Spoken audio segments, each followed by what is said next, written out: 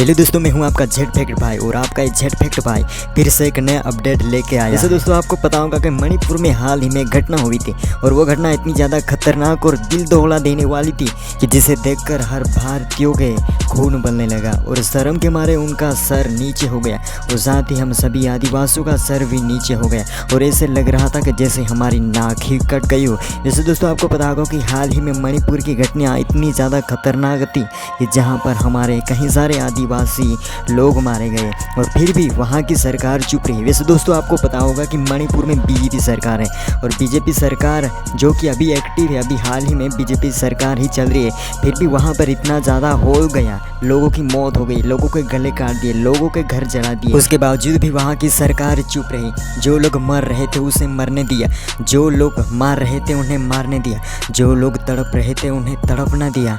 सभी आदिवासी लोग अपना घर बार, अपना गांव सब कुछ छोड़ के जंगल में भागने लगे। फिर भी वो दरिंदे जंगल में घुसकर मारने लगे, गोलियों के जरिए उनकी छलनी लगे, फिर भी वहाँ की सरकार चुप रही, वो बस चुप रही। वैसे दोस्तों आपको पता होगा कि नायक मूवी में एक सीन होता है जहाँ पर लोग जाति और रीति रिवाज और धर्म और ऐसी सरकार के नाम में दंगे कर रहे थे।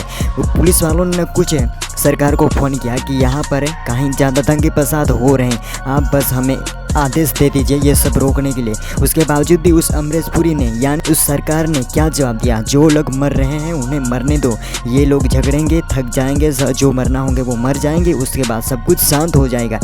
वो चिल्लाते हैं तो चिल्लाने दो, पहले चिल्लाएंगे बाद में थक जाएंगे फिर भूल जाएंगे।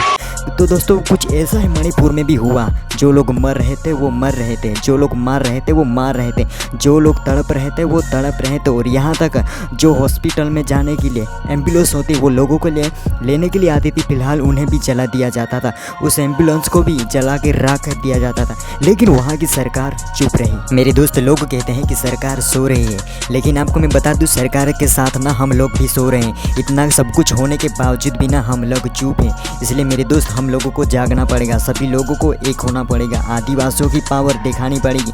दोस्तों हमें बचाने के लिए या फिर हमारी रक्षा करने के लिए ना ही हमारे बिरसा मुंडा भगवान आएंगे और ना ही हमारे टांटिया भील आएंगे। इसलिए मेरे दोस्त हम सभी लोगों को एक होना पड़ेगा। वैसे तो सरकार सो रही, उन्हें सोने दो, लेकिन हम सभी लोगों को जागना पड़ेगा। अगर हम सभी आदिवासी लोग एक होते तो आज मणिपुर में घटना हुई, कुछ आदिवासी महिलाओं को बिना वस्त्रों के परेड करवाई गई, उन्हें मैदान में दौड़ा गया, वो शायद नहीं होता। अगर होता भी तो हम सारे आदिवासी मिलके मणिपुर में घुस के उन दरिंदों को मारते और वहीं पे उनकी कब्र खोद देते। लेकिन मेरे दोस्त सबसे पहले तो हमें एक होना पड़ेगा। और दोस्तों इसी मणिपुर की घटना को लेके नंदुरबार में हाल ही में नंदुरबार के नेता ने साफ बताया है कि 9 अगस्त के दिन नंदुरबार जिले में ना ही डीजे बजेगा और ना ही बैंड, सब कुछ बंद होगा। आदिवासी रीति रिवाज के हिसाब से तुर और सिर्फ थाली ही बजेगी, क्योंकि दोस्तों जो भी मर जाता है, जो भी इंसान मर जाता है और जिसकी मैयत होती है, सिर्फ मैयत में तुर और थाली बजती है। तो दोस्तों आदिवासी रीति रिवाज के हिसाब से और जो भी लोग मणिपुर में मरे हैं उनकी श्रद्धांजलि देते हुए 9 अगस्त के दिन नंदुरबार जिले में ना ही डीजे बजेगा और ना ही बैंड बजेगी, सब कुछ बंद होगा। और जो भी मणिपुर की घटना हुई, जितने भी आदिवासी लोग मारे गए, उन सभी की श्रद्धांजलि नंदुरबार जिले में दी जाएगी। और वहीं की उसे श्रद्धांजलि देते हुए नंदुरबार के नेता ने कहा है कि नंदुरबार जिले में 9 अगस्त के दिन डीजे और बैंड बंद होगी। रीति रिवाज के हिसाब से जो भी मैयत में होता है, जो भी प्रक्रिया होती है, सिर्फ और सिर्फ वही होगी। तो फिर दोस्तों नंदुरबार के आदिवासी नेता ने जो भी कहा, क्या वो सही था या फिर गलत है, वो आप नीचे कमेंट बॉक्स में लिखने के लिए बिल्कुल भी ना भूलना। वैसे दोस्तों आपके माइंड में थोड़ा सा एक सवाल साथ चल रहा होगा कि डेडियापाड़ा में 9 अगस्त के दिन रॉकी आने वाली है, फिलहाल वो नए लुक में, क्या डेडियापाड़ा में भी रॉकी को बंद किया जाएगा, क्या वहाँ पर भी बैंड नोट अलाउड होगी या फिर क्या होगा। लेकिन दोस्तों आप बिल्कुल भी टेंशन मत लो, डेडियापाड़ा में रॉक स्टार बैंड का ही धमाल होने वाला है। वैसे दोस्तों इस साल में तो धमाल तगड़ा होगा और फिलहाल डेडियापाड़ा में पब्लिक भी कहीं ज़्यादा होगी।